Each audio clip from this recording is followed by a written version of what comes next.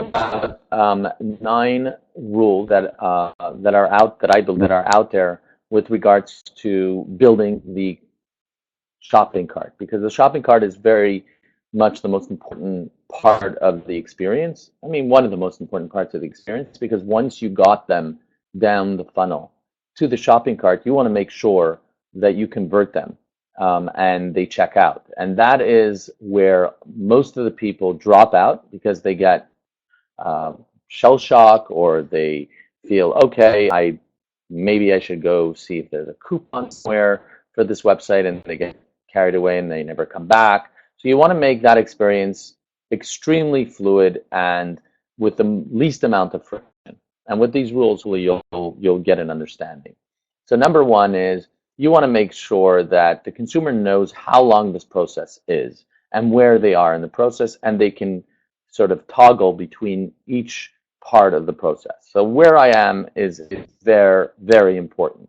And here are, 3 examples exactly where I need to go, what part of the process I'm in, and you need to make sure that um, they stay the course, that they move down the funnel, and you get them to finish the process. Number 2 is you want to solidify. You want to make sure that the consumer feels confident with their process that they're in. So what we've done is that we added during the checkout, we kept these sort of messages that your privacy, in other words, all the things we felt that consumers would be scared about in their experience of shopping online, or shopping with us, we spoke about. So you see 100% satisfaction guaranteed. No matter what, we will receive the goods back within 30 days. Your privacy, right? Very important to people. Your credit card security. So these were the 3 things that people were scared about, that we heard about when we were interviewing our customers, and our customer service told us through their phone calls. So we made sure to have those solidifying messages. Different sites do it differently, right? So each one has a way, those things that they understand consumers to be concerned about, and and determining what those things are for your website will help the consumer feel more confident in their purchase. 3, making sure that the consumer understands what their shipping options are before they go to the end of the process. So giving them the ability to see, okay, if I want it now, I have to pay this. If I want it in days, if I want it in 5 days, but make sure it's clear. Some sites will do it in the shopping, in the detail page of the product detail page. So they'll ask for the zip code, and then they'll tell you what the shipping is and what the tax is, which normally helps consumers not sort of abandon their shopping cart. Other sites will do something called upsells, where they'll boldly tell the consumer, like right here, if you spend another $3, we will give you free shipping. We sort of incentivize the consumer to quickly go out and possibly order something else, either on the side of the page, which items that are using this algorithm what people bought similar to what you're buying have bought this, and will help get you a heavier shopping cart, a more lucrative shopping cart, so that people can you can upsell and cross. Make sure also. So here you have an example, like I said before, that Gap sort of tells you exactly, in this case, if it's a gift or not, or so like this, they can provide a message in checkout. Allow for guest check-in. That's very important. As you go through, especially with new sites, people think that all you're doing is taking their emails and spamming them. But if you allow them to have a guest checkout, and then what you do is when they're about to give you their billing information, you say, "Oh, we need your email to send you a confirmation email with your shipping information." Like, this consumer doesn't feel like, "Oh, you're just grabbing my email in the beginning of the relationship." So you allow them first to check in through as a guest, like they go, oh, nobody's bothering me that much at this stage. And then when they're ready to go through the billing process, that's when they're already committed to the process, and then they don't feel so awkward about giving you their email address. Making sure that you bring the availability of the product early on in the process, so that a person doesn't go through checkout, and then when it's time to check out, you ask them to put in the size, and then they find out that that item is not there. So do it on product detail page, the earliest part of the process, so like this, you don't upset the customer. Upsells are important. So we spoke about upsells when it comes to getting a higher cart to get shipping, but then in general, right, you want to make sure that consumers have the ability to buy product so that you can get a heftier shopping cart. Different sites do it differently. Apple does it that as you're checking out, they offer you all the peripherals which are connected to the computer that you're buying. Every site does it accordingly, but it's important that you have that so that you can get a higher ticket shopping cart. Avoid shell shock when it's, this site, REI, what they do is they allow you to put, like I mentioned before, the zip code beforehand so that you are aware of the taxes and then the shipping costs, so that a person doesn't come to the end of the process and then finds out they have to pay all these taxes, and it's really upsetting.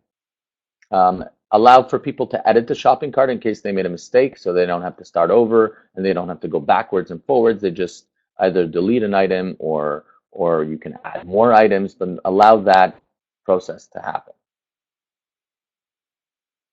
Here we see where during the shopping process, they help you with assisting you with your spelling, so that, or with your, specifically when it comes to your shipping address and your credit card information, you want to make sure that the person doesn't have to consistently update and get errors when they click on the bottom of the page. You want to make sure as they're filling it out, you can have there's this these softwares that say you spelled it correctly or you didn't spell it correctly, and let them fix that in real time rather than have to click and find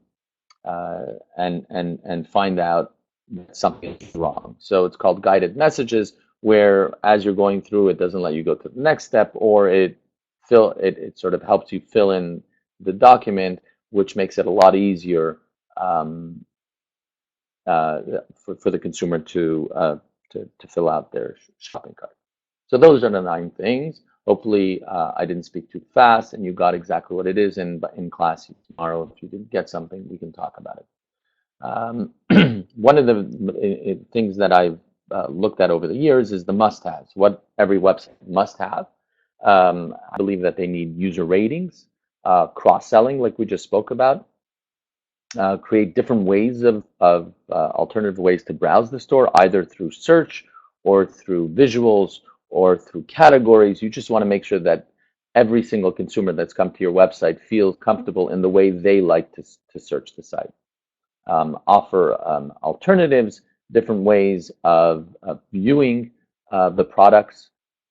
Provide high quality search, which we spoke about. It's very important, making sure that it's a smart search, not just something that spits out information. Emphasize privacy and trust marks, so the consumer feels like he is dealing with a site that he can feel confident with the purchase. Clarify the shipping costs up front, so that later on in the process he doesn't abandon the cart because it was too expensive, the shipping cost. But if you tell him earlier on, he accepts it, and then he's going to commit when it's time to check out. Get professional help when building a website. Don't think that you know a lot. You might learn stuff, but getting a professional in UI or UX or content and all that stuff will help you create a website that is convertible. Okay, part of that, order confirmation email receipts. Make sure that right when I order, I get a dynamic email that confirms my purchase. And if you already have the the shipping label, then that's even better. Making sure that you have the tracking information in the email so that they don't have to call customer service, because every time someone calls, it's more expensive. Let them do the tracking on their own. Making sure that when it's shipped, there's a confirmation email. And one of the things that we did, which I think are important, is post shipping satisfaction emails where you ask them, how was the experience? You got the product, and companies like BizRate do that, and shopping.com, so that, and Google even does that, where they give the post shipping survey. So like this, people who are looking to buy from the website, if people that have purchased before say good things, then that is the most powerful part. Explain people what options they have for shipping and returns. So let them know that they can return it and how, and make it simple, and tell them what to expect if there's a problem. So make sure that they can easily ship it back, or if the product is defective, they have no issues with it, we'll take it back with no problem. So making all that process an easy process. Thank you all for watching and listening, and I'm so sorry that these 3 videos weren't posted right away. The sound didn't come through, and I just got back from New York. Delayed based on the snowstorm, but I'm back, and I'll see you all tomorrow night, and I apologize again for the delay.